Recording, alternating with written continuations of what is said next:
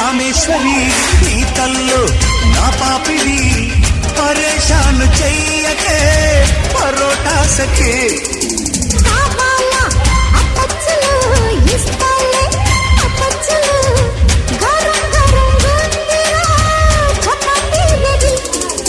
Manchala Malleswari